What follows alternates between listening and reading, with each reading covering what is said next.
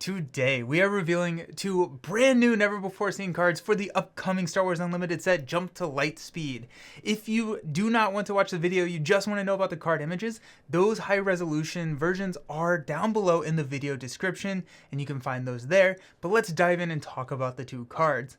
The first one we're talking about is the First Order TIE Fighters. This is a one-cost command villainy space unit with the First Order vehicle and fighter traits.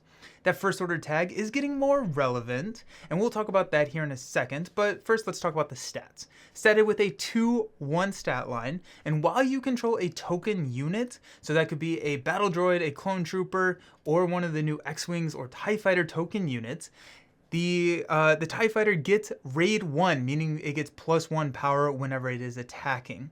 So right off the bat, my mind just goes to Vader. I'm a sucker for set 1. I'm a sucker for Luke and Vader. I just love that kind of theme. And so when I see a one-cost unit that has that villainy tag, I'm thinking of Vader being able to play that unit, use his ability to ping a damage for whatever unit your opponent played, as well as their base, and get that. But I think based off the new cards we saw yesterday, I think we have a much more interesting play lines. And that's where that First Order tag starts to gain some relevance. Yesterday, Captain Phasma, the leader, was revealed, and I think she is going to like this and the next card a good bit, because she's an aggression villainy leader that states if you played a First Order card this phase, you can exhaust her to deal a damage to a base. And this is where our aggro deck starts to show its face. We start to apply pressure on turn 1 with this drop and the Phasma ping, and then you can follow up on next turn with a Kamichi?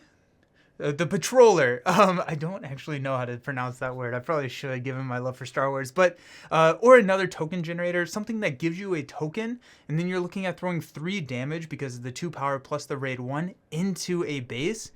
And if you play the Patroller, that's another First Order, so you can use Phasma to ping it again. Ping that base again if you have the time to do so, or you can read the field and maybe you want to claim initiative and not use the Phasma ability, so you can swing again for 3 with that TIE Fighter. So there's a couple of interesting play lines. This first card I don't think is as exciting as the next, so let's dive in and talk about what makes me really excited for the leader Phasma aggro deck build, because our next card is a 5-cost Captain Phasma unit.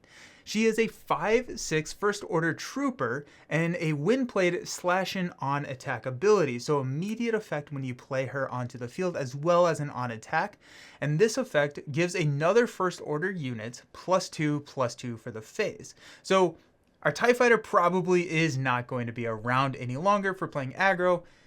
Our opponent's probably taking out the TIE Fighter, but if it was, we could choose this for that stat buff, but I'm mainly looking at that buff to our Phasma leader, who deploys on the same turn when we are playing Captain Phasma. So if we deploy Phasma on turn 4, resource turn 5, she comes in with a pretty solid stat line, 4/6. Then you play the unit Phasma, making our leader a 6/8 for the phase, and then allowing Phasma to swing into the base for 6, plus a unit ping and a base ping via her on attack ability, because now we've played Captain Phasma, the unit, which then triggers her ability, saying that if we played a First Order, we can deal some damage. I think this could be a pretty exciting aggro playline, and this is a 5-cost. It's fairly aggressively statted card. It's just going to get more and more flexible as we see more First Order cards entering the game. And then her on attack has just a couple of targets in unplayed, giving that First Order +2/+2. But we got a couple of First Order cards today with this reveal, a couple of them yesterday. So I'm keeping my fingers crossed that we're going to see a good number of First Order cards this set.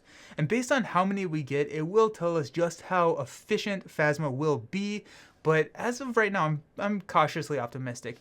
But if we do get a lot of First Order in this set, brings me to my final point and excitement around limited play, because I do think that a 5/6 drop 5, or a 5-cost 5/6 drop that gives a immediate benefit to a First Order unit. If we see a lot of First Order units, we could see this as a limited play. Now the leader is a rare leader, so maybe not being able to get there, but coming in and boosting a unit along with the 5/6 stat line is going to be nice, especially if we get another First Order leader that we have not seen as of the filming of this video to pair her off to pass that benefit off to.